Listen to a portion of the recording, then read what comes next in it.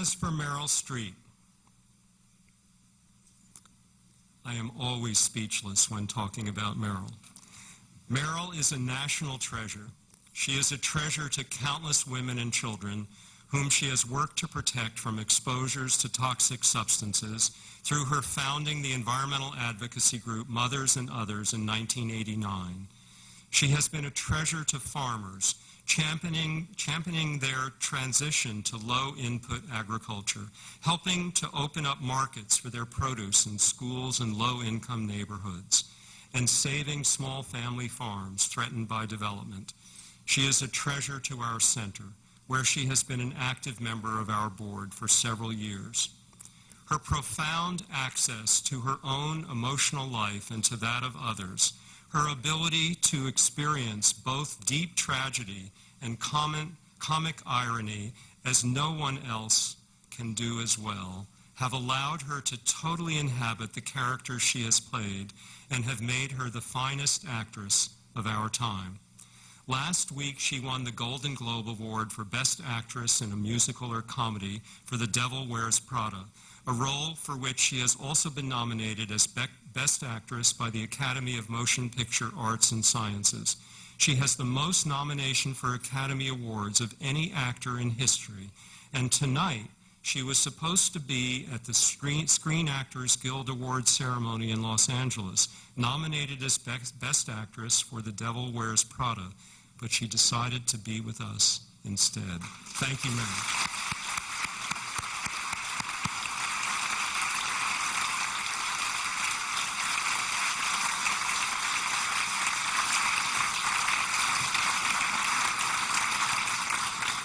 Meryl, we have loved you as Miranda Priestley, Dr. Lisa Metzger, Ethel Rosenberg, Karen Silkwood, Joanna Kramer, and Sophie Zawistowski. But most of all, we love your roles as passionate, committed environmentalist and very dear and generous friend. Meryl.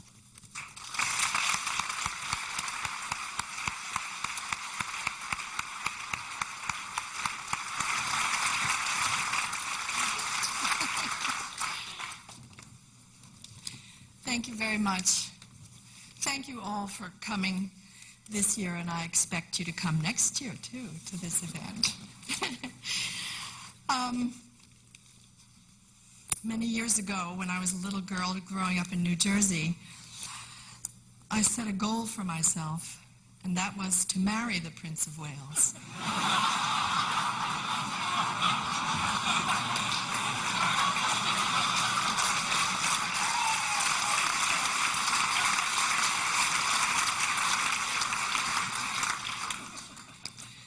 Now, in my dotage with my reading glasses on, I get to show you my appreciation in a different way.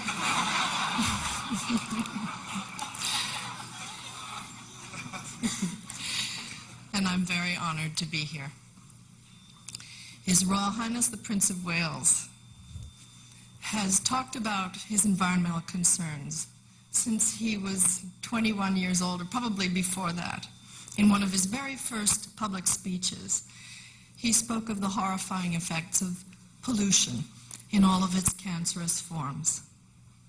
The Prince has said that his position as heir to a throne which is passed down from generation to generation gave him a very special appreciation as a young man of the need to take the long-term view. Notable among a long list of his environmentally thoughtful initiatives is the Prince's record in promoting the reduction of pesticides and other contaminants in agriculture and in advocating for sustainable farming practices. The Prince recognizes, because he is a local farmer, that he needs to engage local farmers who care about their land and the welfare of their neighbors and workers. He transformed his own farm at Highgrove. Am I doing something wrong? Oh, I feel like a princess.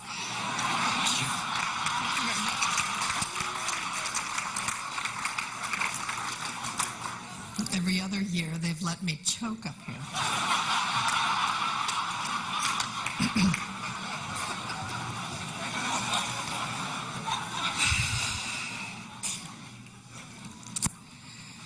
In 1990, His Royal Highness launched his own food company, Duchy Originals, to help small farms find new markets for their products. And the very first product was a biscuit made of wheat and oats, grown organically at Highgrove.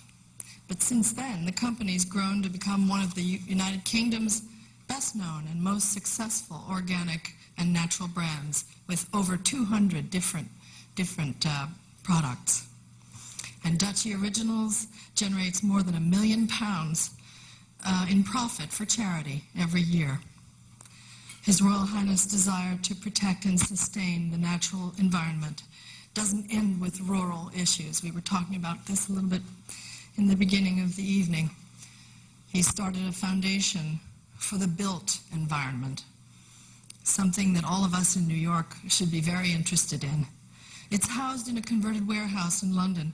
It's an educational charity established to improve the quality of people's lives by teaching and practicing ecological urban development.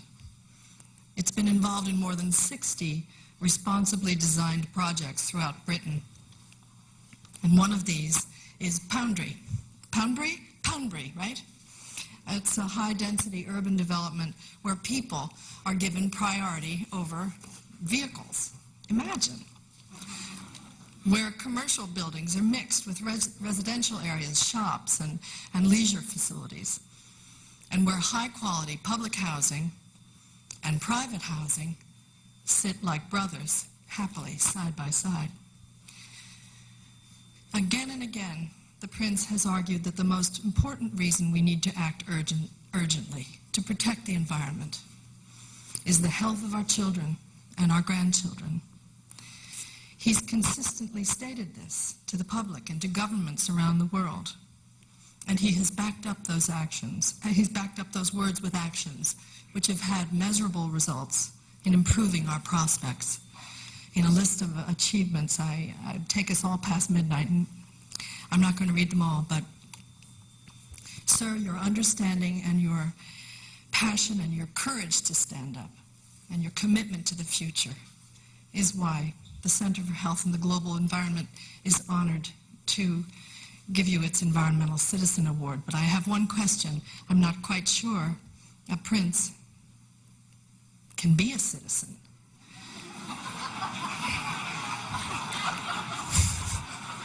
But maybe just for tonight.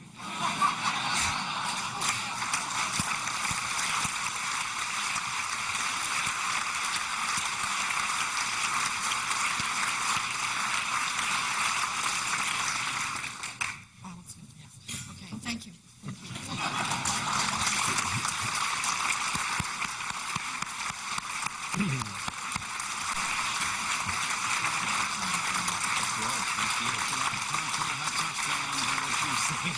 I'm holding it high up so that they can sit in your spokesperson. No, it's fine. Congratulations. With one hand. Thank you very much. I'll put it down here for you.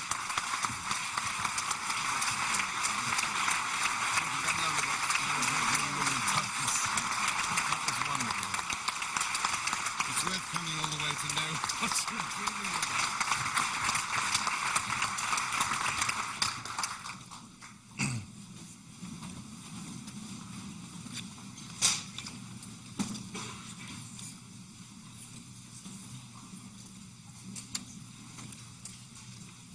Well, ladies and gentlemen, I can't tell you how touched and grateful I am for all these extraordinarily flattering words that have been said about me.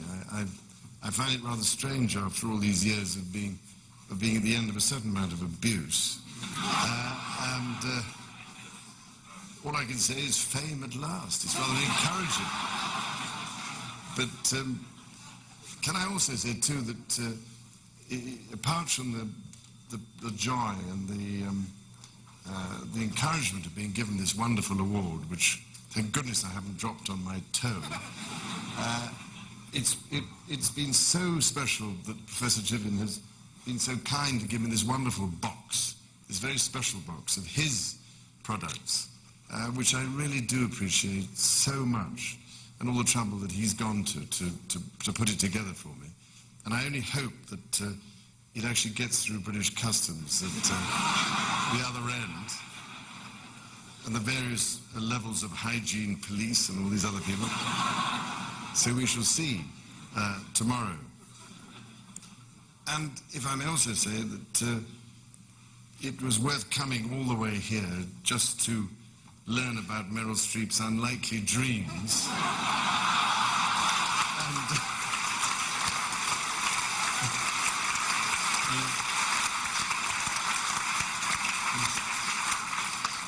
Entirely made my year.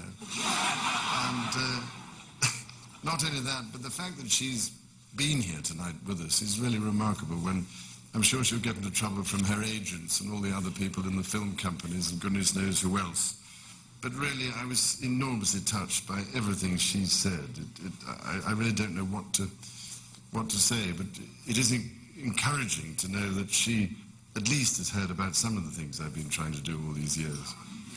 And of course, what Al Gore